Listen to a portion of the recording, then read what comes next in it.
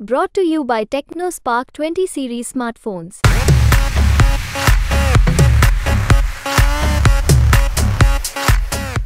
दिल्ली में election voting 25 मई को होनी है, यानी कि आज चुनाव प्रचार का कार्यक्रम रुक गया। कैंपेनिंग दिल्ली में थम गई है।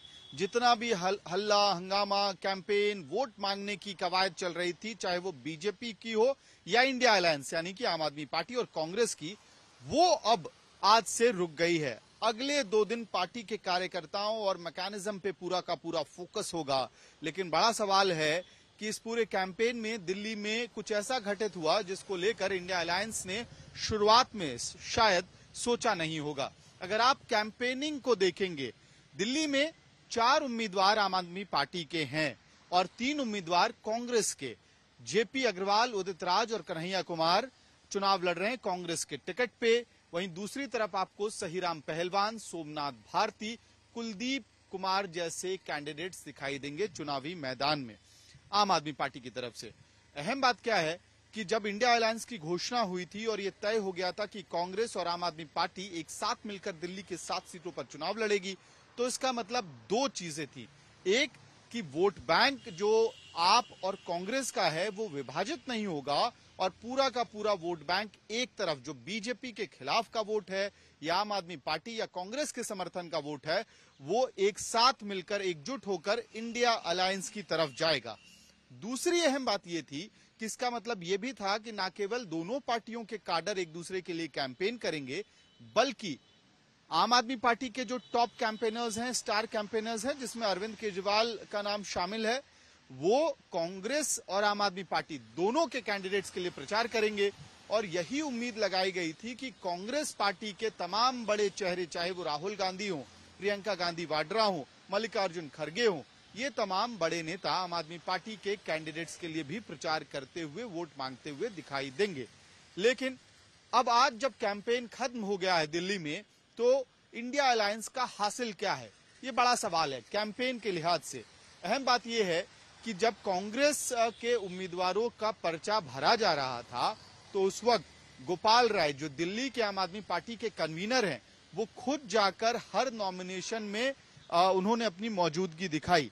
आम आदमी पार्टी का पूरा काडर कांग्रेस के उम्मीदवारों के लिए काम करता हुआ दिल्ली में दिखाई दे रहा है। इसके साथ साथ जब अरविंद केजरीवाल जेल में थे, उस वक्त कन्हैया कुमार पहले गोपाल राय से मिलने के लिए पहुंचे और उसके बाद सुनीता केजरीवाल और फिर संजय सिंह से, जिससे यह मैसेज स्पष्ट हो गया कि कन्हैया कुमार के लिए बिना किसी हिचक के आम आदमी पार्टी के काडर को और लोकल नेताओं को काम करना है। अरविंद केजरीवाल को इंटरिम बेल मिली सुप्रीम कोर्ट से और 21 दिनों की इस मोहलत में वो इंडिया अलायंस आम आदमी पार्टी के लिए दिल्ली और पंजाब में कैंपेन करने के लिए उतरे। ऐसी सूरत में जब समय कम था अरविंद केजरीवाल के पास, तब भी अरविंद केजरीवाल ने दिल्ली में कन्हैया कुमार के लिए 2 रोड शोज किए। इसके साथ साथ उदित राज और जेपी अग्रवाल के लिए भी अरविंद केजरीवाल ने वोट मांगा, रोड शो किया। यानी कि आम आदमी पार्टी के पास जितनी ताकत थी, उसको इंडिया अलायंस के लिए झोंकते हुए आम आदमी पार्टी का शीर्ष नेतृत्व और उसका रैंक एंड फाइल दिखाई दिया। ये झलकी आपको कन्हैया कुमार के कैंपेन में भी दिखाई देगी, जो जब वो अपना ऑफिस बनाते हैं तो इसका इंडिया अलायंस का नाम देते हैं। और ग्राउंड पे कहीं ना कहीं ये कोशिश रही कि एक एकजुट ताकत के तौर पे दोनों पार्टियां इस चुनाव में दिखाई दे। लेकिन सवाल ये उठता है कि राहुल गांधी जब दिल्ली कैंपेन करने के लिए आए, तो उन्होंने आम आदमी पार्टी के किसी उम्मीदवार के लिए कैंपेन क्यों नहीं किया। प्रियंका गांधी वाड्रा का प्रचार दिल्ली में वैसे हुआ नहीं और मल्लिकार्जुन खड़गे दिल्ली में रहे आखिरी दिन, तब भी वो चुनावी मैदान प्रचार प्रसार के लिए आम आदमी पार्टी के लिए वोट मांगते हुए नहीं दिखाई दिए। अहम बात यह है कि पार्टी अपने लेवल पे कुछ भी कहे, लेकिन कैंडिडेट जानता है कि उसे पूरी ताकत, जितनी वेपनरी आपके पास है, आर्मरी आपके पास है, आप उसका इस्तेमाल करेंगे चुनाव में। सोमनाथ भारती को भी इस बात का एहसास था और यही वजह है कि वो मल्लिकार्जुन खड़गे से मिलने के लिए उनके आवास दिल्ली पहुंचे और उस मीटिंग से निकलने के बाद उन्होंने बात जरूर कही कि देखिए, मैं इंडिया अलायंस का नई दिल्ली से कैंडिडेट हूं, मल्लिकार्जुन खड़गे कांग्रेस के अध्यक्ष हैं और इसके साथ साथ मेरे कॉन्स्टिट्यूएंसी के वोटर हैं, इस लिहाज से मैं मिलने गया था। जब उनसे पूछा गया कि क्या आप उम्मीद कर रहे हैं कि मल्लिकार्जुन खड़गे आपके लिए कैंपेन करेंगे, तो उन्होंने कहा हम पॉजिटिव हैं। लेकिन आज आखिरी दिन चुनाव प्रचार का मल्लिकार्जुन खड़गे प्रचार के लिए नहीं दिखाई दिया आम आदमी पार्टी के किसी भी कैंडिडेट के लिए।